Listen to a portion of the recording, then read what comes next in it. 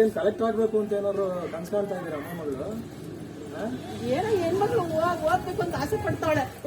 ಸ್ವಲ್ಪ ದುಡ್ಡು ಇಸ್ಕೊಂಡ್ ಕೊಡ್ರಿ.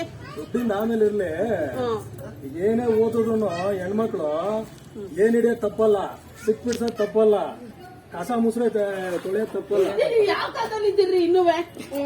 ಇವಾಗ ಕಾಲ ಎಷ್ಟೋ ಮುಂದುವರೆದೈತೆ. ನಮ್ಮ ಮಗಳು ಓದಿ ಕಲೆಕ್ಟರ್ ಆಗಿ ಇಂಜಿನಿಯರ್ ಆಗೋ ಡಾಕ್ಟರ್ ಆಗೋ ಸಾಕ್ತಾಳೆ. ನಿಮ್ ಬಾಯಿಗೇನಾದ್ರು ನಿಮ್ ಮಗಳಿದ್ರೆ 2 ದಿನ ಬಾಳಲ್ಲ, ಹೋಗಿದ್ ಮನೆಗೆ ಇಟ್ಟಾಕಲ್ಲ, ತಿರ್ಗಾ ನಾವೇ ಹಾಕ್ಬೇಕಾಗುತ್ತೆ. ಯಾಕೆ ನಿಮ್ಮ ಹತ್ರ ಬಾಳ್ತಿಲ್ವಾ ಇಲ್ಲಿ?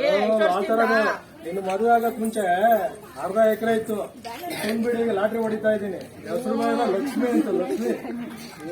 ನೀವು ತಂದ್ಕೊಡಕ್ ಕಾಸ ಸಂಸಾರ ಮಾಡ್ತಾ ಇದ್ದೀನಲ್ಲ ಇಲ್ಲಿ ಬಡ್ಡಿ ಕಟ್ಕೊಂಡು. ಸಂಸಾರವ ಎಲ್ಲ ಏನ್ ಕೇಳ್ಬಿಟ್ಟು ಅಪ್ಪನ ಮನೆಯಿಂದ ತಗೊಂಬಂದ ಬೆಳಗಿಂದ ಸಾಯಂಕಾಲ ಒಂದ್ ಚಾಪೆ ಒಂದ್ ಟ್ರಂಕ್ ತಂದಿದ್ದು ಅಪ್ಪನ ಮನೆಯಿಂದ. ಬೆಳಗಿಂದ ಸಾಯಂಕಾಲ ದುಡಿತೀರಾ, ಸಾಯಂಕಾಲ ಅರ್ಧಾದ್ರೆ ಎಣ್ಣೆಗೆ ಹೋಗುತ್ತೆ.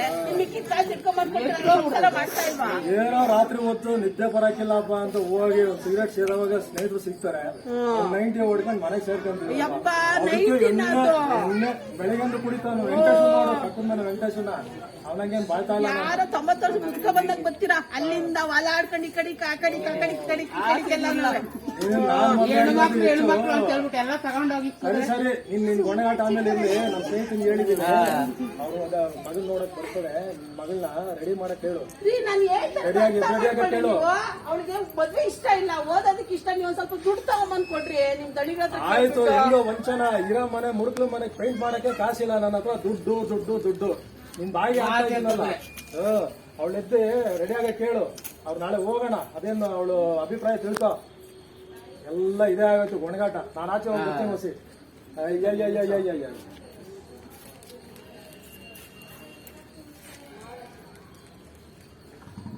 ಐಸೋ, ಏ ಐಸೋ, ಅಯ್ಯೋ ಇನ್ನ ಎತ್ತಿಲ್ಲ ಪುಟ್ಟ. ನೀನು ಏನಮ್ಮ ನೀನು?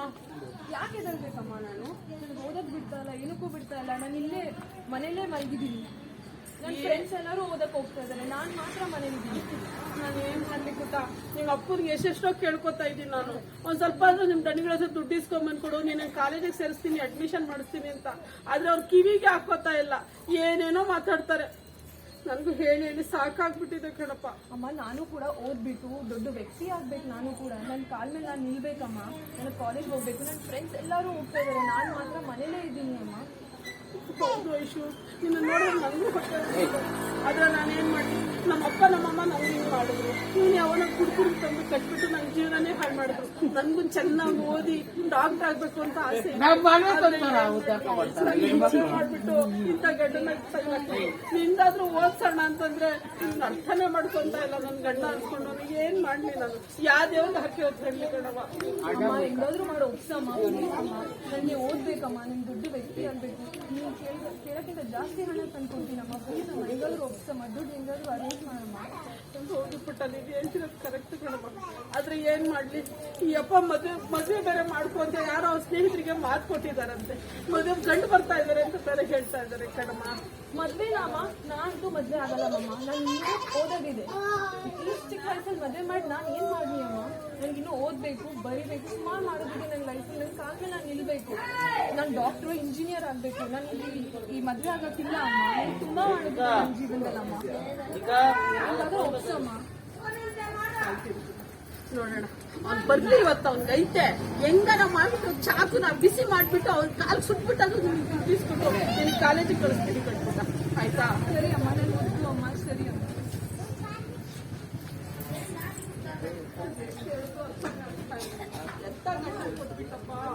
ಗಂಡ್ಮಕ್ಳಿಲ್ಲ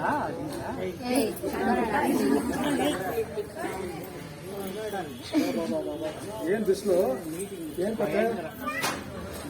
ಲಕ್ಷ್ಮಿ, ಲಕ್ಷ್ಮಿ, ಏನ್ ಒಪ್ಪಿಲ್ಲ ನಿನ್ ಮಗಳು? ಅಯ್ಯೋ, ನಾನು ಏನ್ ಹೇಳಿದ್ದು? ಕಾಲೇಜ್ ಶುರುವಾಗಿ ಆಗ್ಲಿ 2 ತಿಂಗಳಾಗ್ತಾ ಇದ್ದಂತೆ. ಅಡ್ಮಿಷನ್ ಸ್ವಲ್ಪ ದುಡ್ಡು ತಂದು ಕೊಡಿ ಅಂತ ಹೇಳಿದ್ದು. ಈಗ ಮದುವೆ ಮಾಡಿ ಏನ್ ಮಾಡ್ಬೇಕು ನೀವು? ಅವ್ರಿಗೆ ಮನೆಯಿಂದ ಸಾಕಾಗ್ಬೇಕಾ? ಎಲ್ಲ ತಿಳಿಬೇಕು ಹೇಳ್ತೀನಿ. ಏನ್ ಗೆಜ್ಜೆ ಪೂಜೆ ಲೀಲಾವತಿ ಕಲ್ಪನಾ ಒಬ್ರಿಗೊಬ್ರಿಗೆ ಆಕ್ಟಿಂಗ್ ಅಳೋದು ಪಳೋದು ಹೇಳ್ಬೇಕಾನೆ ವಾರ್ನಿಂಗ್ ಮಾಡೋದೇ ತಾನೆ ನಾನು. ಅದೆಲ್ಲ ಬಿಡ್ರಿ, ಕಾಲ ಈಗ ಬದಲಾಗಿದೆ ರೀ. ದಯವಿಟ್ಟು ಅರ್ಥ ಮಾಡ್ಕೊಳ್ಳಿ. ಅವ್ರಿಗೊಂದ್ ಸ್ವಲ್ಪ ಸುಟ್ಟು ಅನ್ಸ್ಕೊಬಿಡಿ. ನಾನಾದ್ರೂ ಹೋಗ್ತೀನಿ ಕೆಲ್ಸಕ್ಕೆ ಎಲ್ಲಾದ್ರೂ. ನನ್ನನ್ನಾದ್ರೂ ಕೆಲ್ಸ ಕಳ್ಸಿ. ನನ್ನನ್ನು ಕೆಲ್ಸ ಕಳ್ಸಲ್ಲ, ಆ ಹುಡುಗಿನೂ ಓದಕ್ ಬಿಡ್ತಾಳೆ. ಯಾಕೆ ಇನ್ನು ಯಾವ ಕಾಲದಲ್ಲಿ ಇದ್ದೀರಿ ನೀವು? ನಾನು ಹೇಳ್ತೀನಿ ಕೇಳು, ವರದಕ್ಷಿಣೆ ಇಲ್ಲದೆ ಅವರು ₹1 ತಗೊಳ್ದೆ ನನ್ನ ಸ್ನೇಹಿತ ನನ್ನ ಮಗಳು ನೋಡಿ ₹1 ಬೇಡ ನನಗೆ ವರದಕ್ಷಿಣೆ, ನಾನು ಮದುವೆ ಆಗ್ತೀನಿ ಅಂತ ಬಂದಿದ್ದಾನೆ.